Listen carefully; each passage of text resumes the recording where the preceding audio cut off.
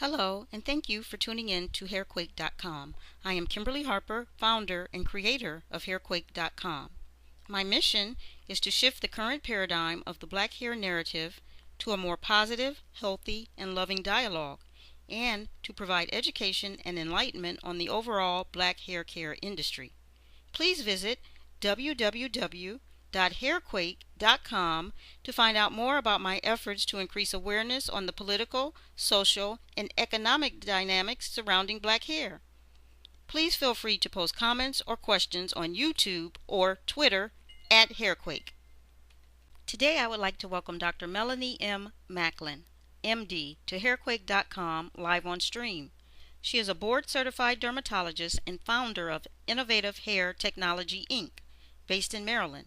Dr. Maclin created the research and product development company through determination based on her early childhood medical interests in hair and skin. Dr. Maclin has successfully developed the all-natural supplements Belly Nutri for women and Bow Nutri for men, both that benefit hair and skin from an internal nutritional perspective.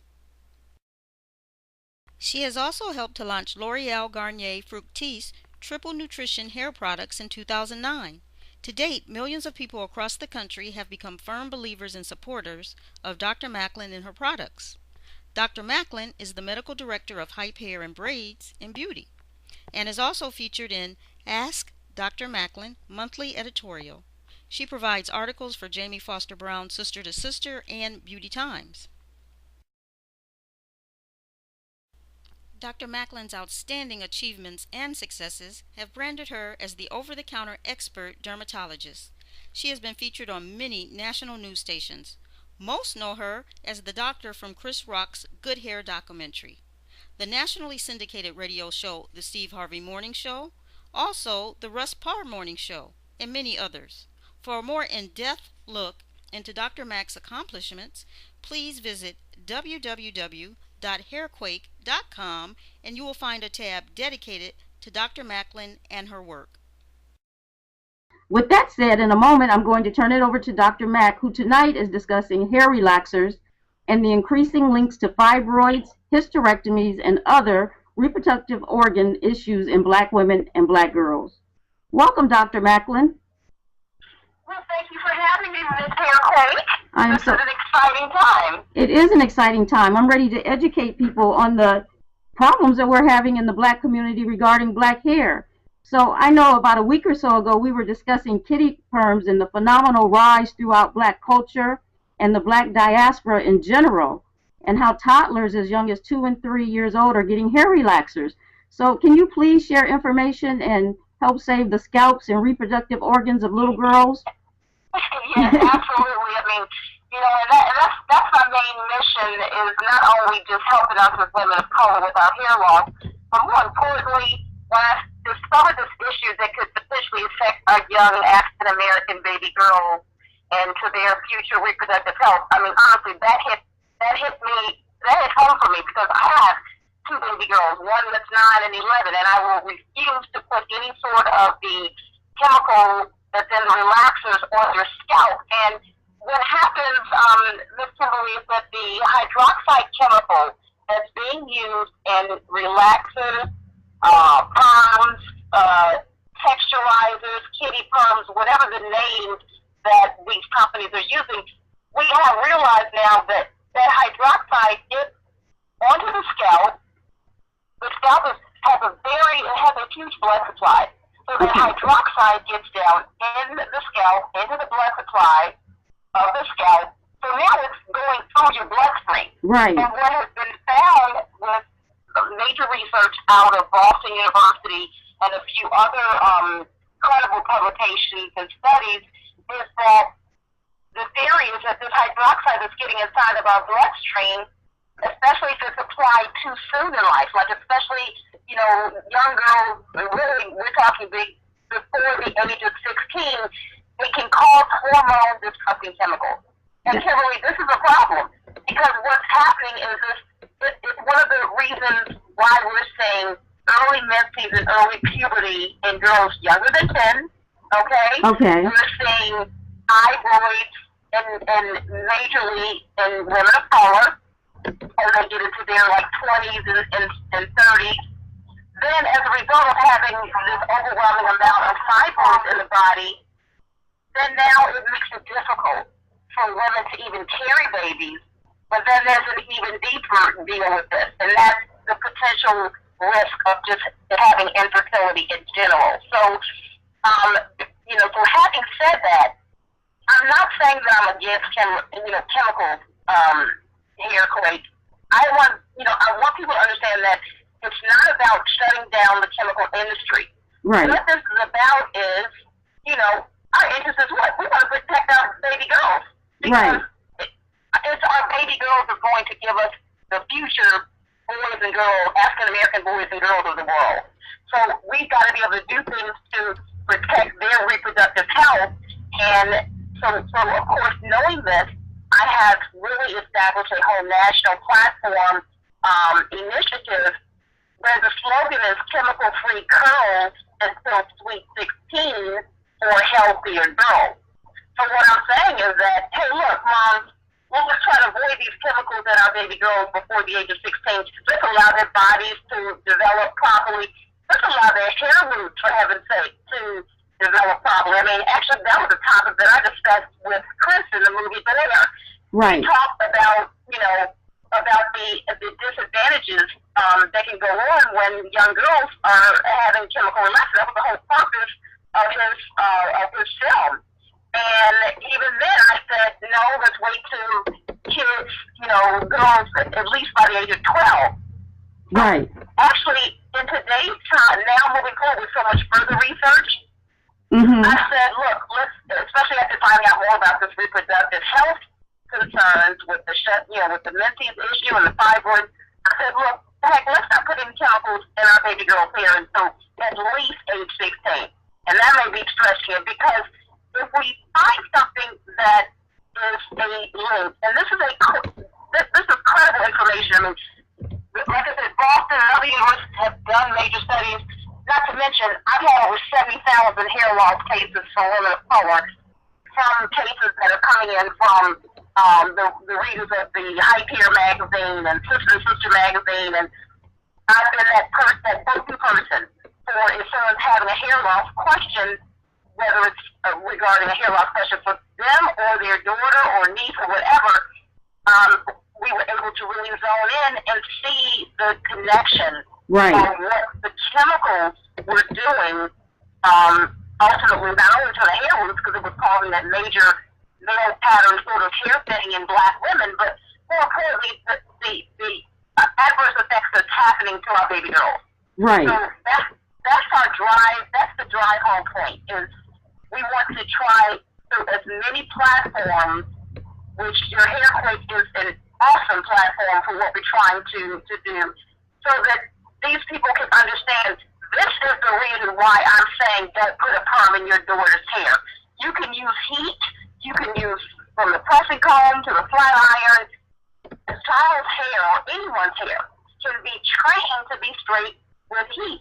Right. So I think once mothers hear the seriousness of this, I trust and believe that many mothers are going to say, you know what, hey, I want grandchildren. It's every mother's dream to have a grandchild. Absolutely. And if they knew that there was a potential link of something that they were doing to their baby girl, I guarantee they wouldn't be doing it. I don't think any mother is that pressed over her hair being that straight to compromise her little girl's future reproductive health.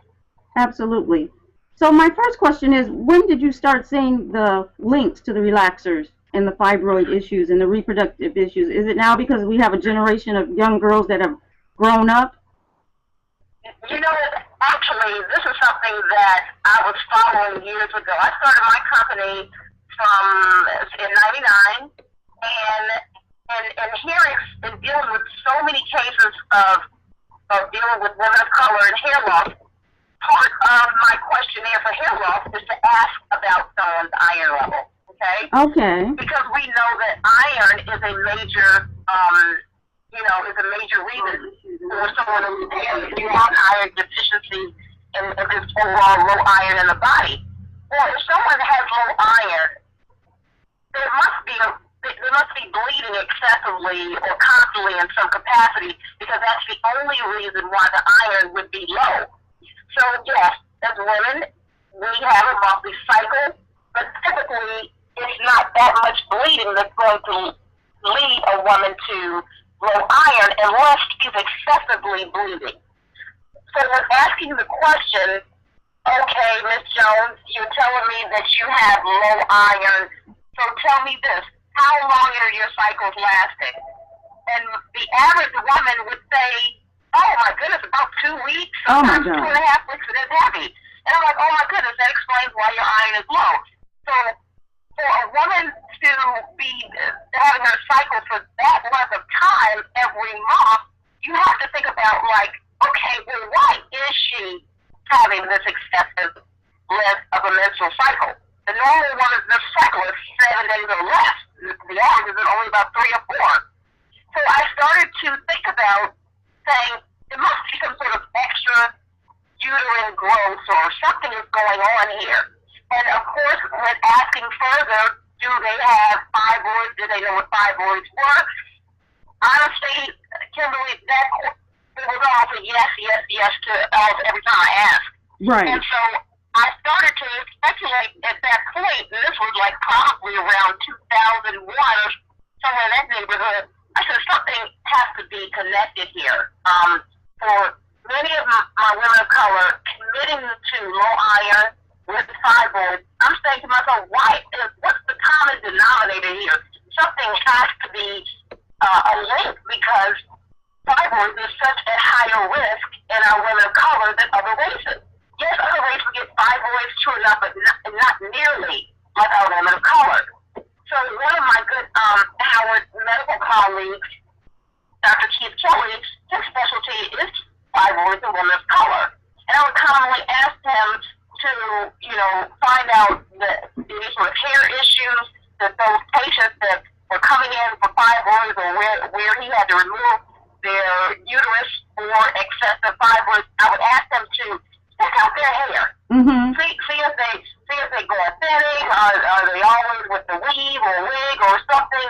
And we quietly used to say, man, there must be some relation here.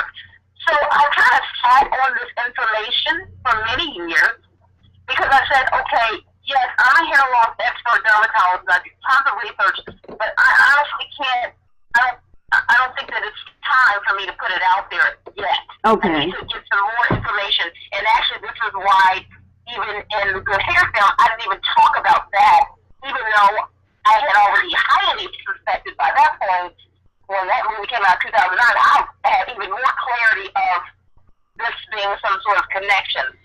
So once these other Boston studies came out in 2012, that's when the light bulb went out in my head, and I said, look, I've got to get out here and share this information, because if I've been the main one helping Black women with hair loss from being associated with so many African-American hair magazines and the beauty industry and all that kind of jazz, I've got to be able to say something. So honestly, that's the time when I said, enough is enough. It's time to share this information. Exactly. So having said that, I said, look, I'm not trying to knock down the relaxer industry. The relaxers have a purpose for certain people. But if someone is already showing signs of hair thinning or balding, that is an absolute no-no to keep putting a chemical on a thin or bald scalp, because all they're doing is creating more insult to injury. Correct. It's almost like saying, I want to grow my plant, but you're putting pesticides on your plant every day. Right. So once again, that, it was bringing to the awareness that if you've got hair thinning or balding, please let's avoid the chemicals to try to reduce your risk of further damage. But my even more important mission is for our baby girls. If I had this information, I needed to share to mothers across the country and say that, Mom, did you know that by applying this chemical relaxer to your baby girl's hair every 2 months or 6 weeks or whatever the time frame is exposing her to a potential reproductive health issue in the future? Correct. I guarantee any mom that hears that a light bulb will go off in her head and say, oh man, let me just take time on my child's hair or take it to a natural hairstylist or them just take time with their daughter's hair and wash it and condition it and flat iron it or press it every week. Because our hair can be trained to be straight. If that's what you want, right. If that's what you want is straight hair. Exactly. We have the most versatile hair in the world. Our hair is beautiful. Beautiful. Because we have so much versatility. But, of course, as a physician, taking a Hippocratic oath of first, harm, if I know something that is doing harm, it's my due diligence to share that information. You understand? I'm not going to just put my head up underneath the sand and pretend it doesn't exist. Honestly, but that's a lot of media, a lot of folks are going down that path because, let's be real, the hair industry is huge. It's huge. And it makes lots of money. And so I'm very sensitive to that. However, I'm even more sensitive to the fact of what it's doing to our baby girls and reducing the risk of our future growth of our African American population. That's the main issue, Kimberly. And this is why this is so phenomenal with your platform to be able to then, for us to continue these conversations and talk about the adversities that's going on and how it's, and the political nature behind what's happening with our Black women here. I think that's excellent. And it takes courage for you to speak out about this, just like it takes courage for us to wear natural hair. I always tell people it takes all the courage I can muster up to walk out with what has been deemed as nappy, knotty hair. That doesn't feel good. So now that's why I'm trying to create a different dialogue. And our hair is beautiful, like you said. We can do anything to it. We have the most versatile hair in the world. We do. And I don't use the word natural doesn't mean nappy. See, I think that's the other issue, because a lot of times when people say, oh, you got natural hair, a light bulb goes off in that person's head thinking, oh, your hair must be nappy.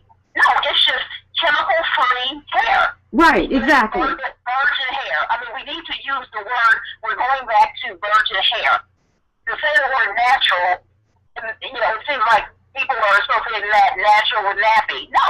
Right. There's a lot of people with natural hair, which means it's chemical-free. It does not have chemicals on the hair. That's what natural means. So natural person with natural hair that has no chemicals can still get her hair straightened with a flat iron, with heat, right, ceramic flat iron.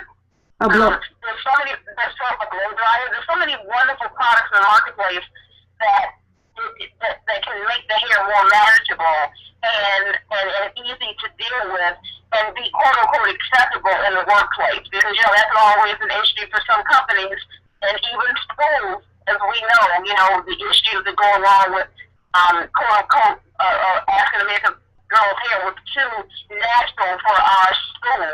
Right. That's been in the media majorly over the last year of cases of these poor little girls having to go home, be sent home for the purpose of their hair being in its natural virgin state. So, it's hair, hair is such a major deal, which is why I have so much passion in providing credible information, because there's so many folks out here that are proclaimed credible experts. They may have started a blog a year ago and think that they're credible. And so they're getting, so a lot of information is getting out that has no weight to it, in other words. And so my job is very difficult. It makes it more difficult for me because I'm having to go back and clean up what some of these people are out here talking about. People are saying all kinds of, the internet is full of a whole bunch of mess of information. Exactly. And that's why I said it makes it difficult for me to go back and have to, answer answer all of these people's questions. I mean, I get hit up from emails to my console calls and whatever that, it's some major issues going on. So, at the end of the day, it's all about, honestly, the safety and the health of our body. Exactly. And I'm not saying that the chemicals should never be used. I'm saying that if a person is under the age of 16, if a woman has existing hair thinning or balding, if a woman is pregnant, if a woman has had a history of fibroids or infertility or an early hysterectomy before the age of 40, a chemical relaxer of any sort is an absolute no-no. Absolutely. Now, I can't tell all of us what to do. Right. So I can only suggest based on what what kind of issues they're having, and suggesting for them to really avoid alternatives, because at the end of the day, I'm trying to protect that person's health. Right. And so of course, Kimberly, I'm not scolding anyone, in other words, to stop the chemicals, but I'm just making sure that they're knowledgeable, so that then they can make a better educated choice regarding their own hair and body health. But I would more importantly hope that the mothers hearing this information would say, "Oh my goodness, I would hate to look up and down the road my daughter has a bald top head and the crown of her head and not able to have babies." Right. There's hundreds of thousands of black women walking around with that same phenomenon. The hair is missing on the top of the head. We're talking about in the early 20s.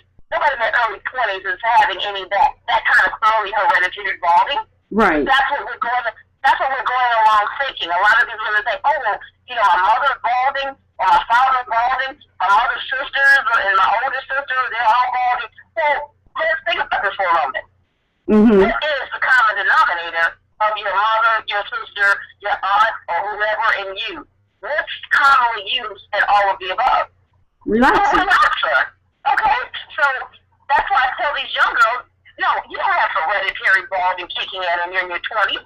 For heaven's sake, it's because you had too early exposure of the relaxers, which shut your hair roots down. Wow. Okay? And so without even trying to take down the relaxer industry, folks naturally are going on this natural hair journey, because a lot of women are starting to read and recognize the adverse effects of chemicals. Correct. You now even see, let's also talk about the so many manufacturing companies. They're getting it now. They're like, "Oh, let me try to figure out how I can make a natural form of relaxer." Because you can do that. Yes, but also it's the language. It's interesting. It's really the language that's changed on the packaging. Okay. So this is why I tell folks, look at the back of the products. Look at the ingredients.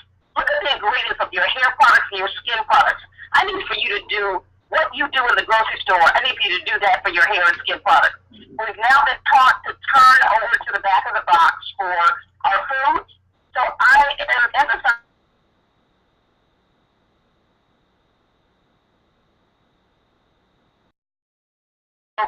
turn over the back or turn the bottle over and look at the ingredients of your shampoo, any hair products that you're putting on your body. Right. If there's a whole bunch of long words that you don't even understand and a whole bunch of stuff, or if you see anything that says hydroxide, you need to put that back on the shelf and say this is a no-no. Right. Okay, so yes, that's been part of my major emphasis, is to get folks to start looking at the ingredients and become educated in what you're putting on your hair, what you're putting on your skin. And I think if we're doing that to the food that we're eating internally, we should also be doing that with the topical products that we're putting on our bodies. Okay. Very important. I agree wholeheartedly.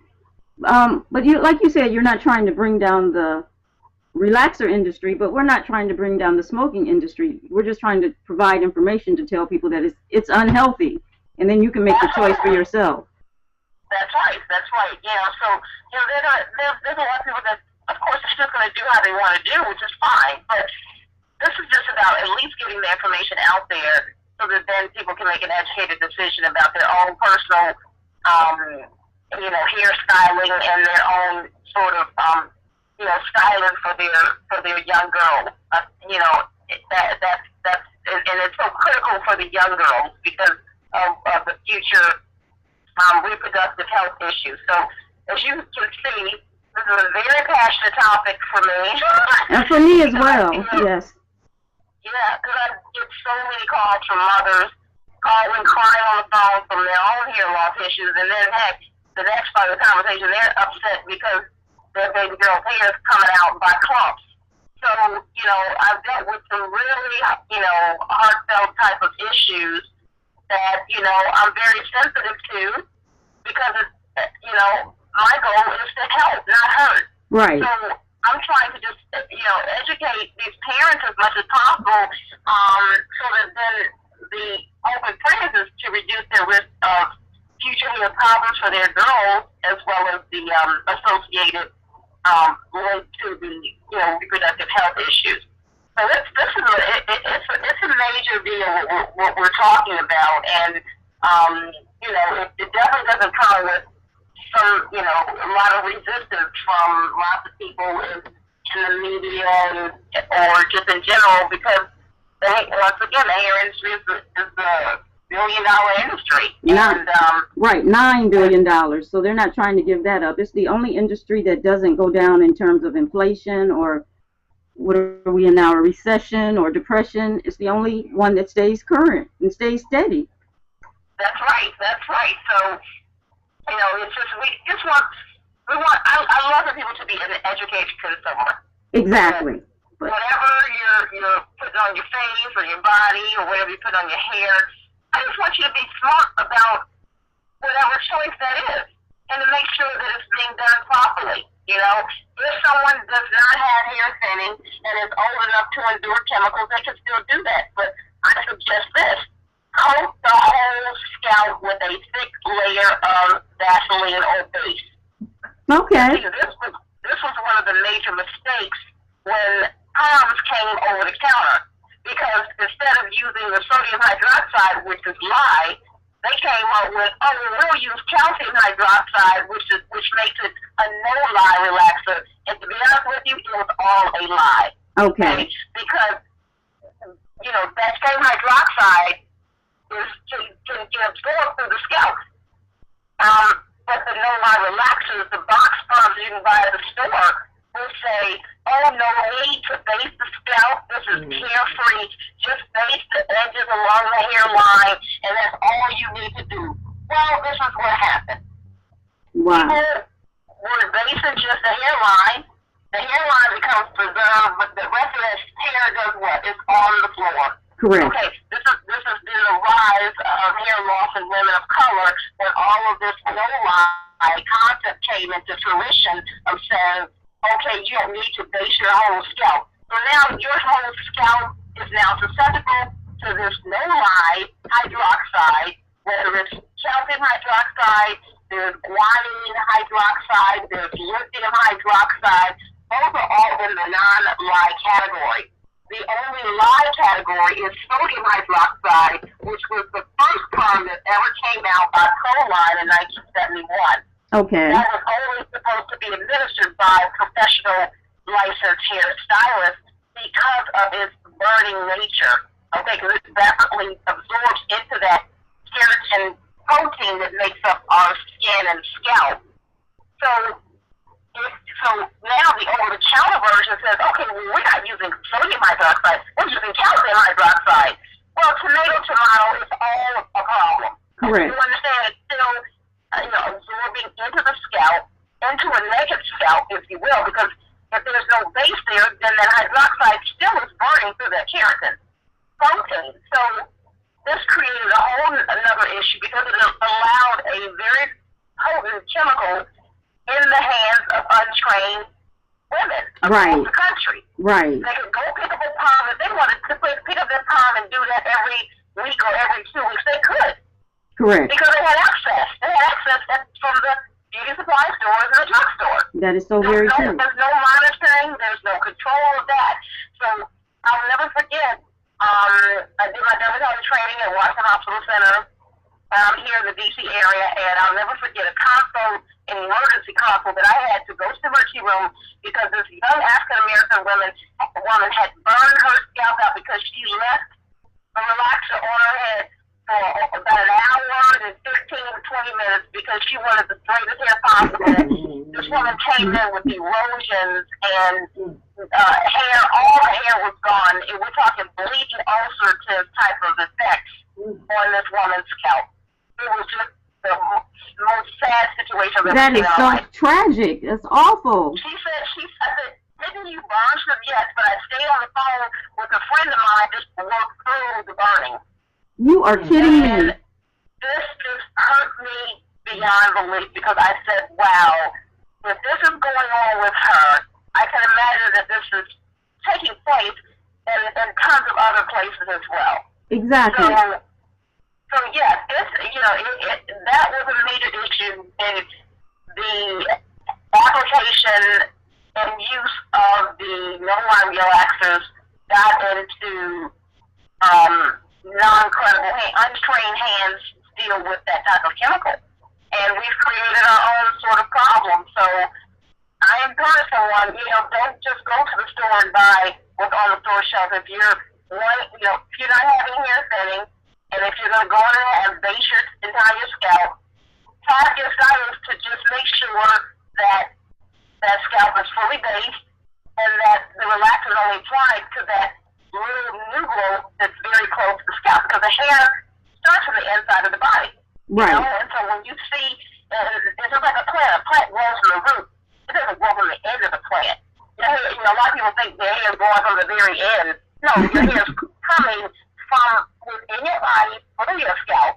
So the hair closer to your scalp is the newest hair on your body. Okay. The ends of the hair is the oldest part of the body, part of the hair strand. So, as you can see, Kimberly, we've got tons and tons of issues. And we have tons. And, conversations can go on for years and years, and still have lots more information to share. Right, but we need action. Like you said, conversations can go on and on. We can put the information out here. And, for example, I just got a message from someone that said, oh, my God, I don't think I want to know this because I'm not ready to give up a relaxer. But at least we're providing the information. So, I mean... And I tell people this when they say that. I say, okay, that's fine. You're not wanting to give up your relaxer. I can respect that. And you have your own right as an adult to decide how you want to take care of your hair or how you want to take care of your skin. Right. But I challenge them and say, if you know that this chemical is what's causing your hair loss or your hair thinning, or possibly those fibroids that you're having and you're not able to get pregnant yet, see, that's when it starts to hit home. So I just like for people in advance to think about this. And yes, I know it's a tough decision because a relaxer is very addictive. As we said in the Chris Rock movie, it's creamy, it's creamy crack. Right. It's the creamy crack. Yes, and I understand that. It's just like when someone is a smoker that's diagnosed with lung cancer, and you say, okay, Mr. Jones or Ms. Jones, we need for you to stop this nicotine because it's causing your lung cancer. Right. But yet they still smoke. You know what? It is what it is. They're adults. They have all the rights in the world to do that. But just understand the adverse effects that's going to happen. Right, exactly. Hindsight is 20/20. If you're a young woman and you're having fibroids and you're having some elements of hair thinning and you're still doing a perm and you know this possible link, I would submit to that person to say, I'm going to figure out another way to do my hair because at the end of the day, I want to have more hair on my head and I want to have a baby in the future. Correct. So there's a lot of women out here that are moaning and groaning and upset by the fact of them never being able to have children because of the long-term history of fibroids or the early hysterectomy. Why a woman needs to have her uterus taken out in her 30s is beyond me. But this is what's happening. And what's interesting is I have never heard this information until I started doing the research. Just on natural hair and being natural. Things become important once you make the choice. Once I made the choice to go natural, then I started doing research. And that's when I stumbled upon the information about relaxers and the links to fibroids. And I'm just amazed that I hadn't heard of it. It started coming out in 2012, but you're saying you had the information a little sooner, but nobody is delivering the information. Yeah, and, once again, I did have privy to a lot of this information well over 10 years ago, But once again, I did not want to just put, because this is a sensitive subject. It's very sensitive. You know, and I said, look, let me see if someone else is going to be noticing what I'm noticing. Wow. And trust me, to my own consults and users of my products and so forth, I would definitely share with them my thoughts on that potential link. Correct. If a woman is calling me, telling me she's bleeding 2 to 3 weeks out the month, and she don't have any hair on top of her head because she needs my product to help to grow her hair back. Right. My thing to her is going to say, you know what? You need to step away from those chemicals because of because there may be a potential link there, and more importantly, so that we don't continue burning out the follicles that are already dead on your head anyway. Amazing. Which has created that male balding pattern at the top of the head. So, I was individually sharing this information with my existing, clients because I wanted to do as much as I can to protect them. Right. But I did not take it as public information and really put out there because I wanted to see who else was in my league of researching what I was doing. Right. And lo and behold, in early 2012, when I started seeing these articles pop up, I said, there you go. And that was enough said. Right. And that was a sign for me, as a long-term hair expert dermatologist for women of color, for me to step in and put my foot down about this issue to get the information out. And so I don't care about the resistance that I hear from someone that may be a manufacturer of chemical relaxants. I don't care because at the end of the day, it's about getting the health safety information out to people, for heaven's sake. Exactly. So everybody, once again, going to have their own personal choice as to what they want to use on their personal self. But it was my intention to, if I know this information, I need to share this with the world. And as many folks that can hear, I'm trying to tell it to, Right. And I am so glad that you are. So we are going to get this information out there, whether, people like it or not. I'm going to make sure they have the information. So. Absolutely, very good. And I think just doing more sessions like this to try to reach as many people as possible is going to be very important. And I always welcome folks to email me or whatever their questions because I do like to try to make sure people are comfortable with me and providing information to them. I'm very interactive with my clients and new people because I want to make sure that they become educated about these issues. Exactly. And I think that's the main thing is the education to the mother for herself, and definitely the education to the mother for the purpose of protecting her baby girl's reproductive health. Absolutely. Well, I want to thank you so much. I know you have to go pick up your little baby girls, and I just want to tell everybody that they can go to my website, www.hairquake.com, and you can find all the information that Dr. Maclin just spoke about, and you can find all the information about her, and we'll have a lot more on-stream, online conversations about the problems we're having with hair, and we'll try to find some solutions.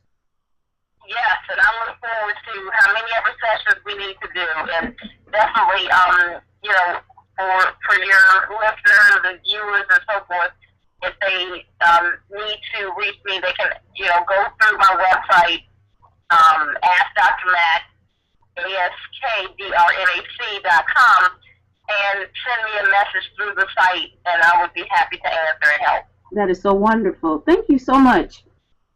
No, you're welcome. We look forward to future hair quake discussions. Absolutely. Thanks again. Have a wonderful night. Yes, you do the same. Bye-bye. Bye.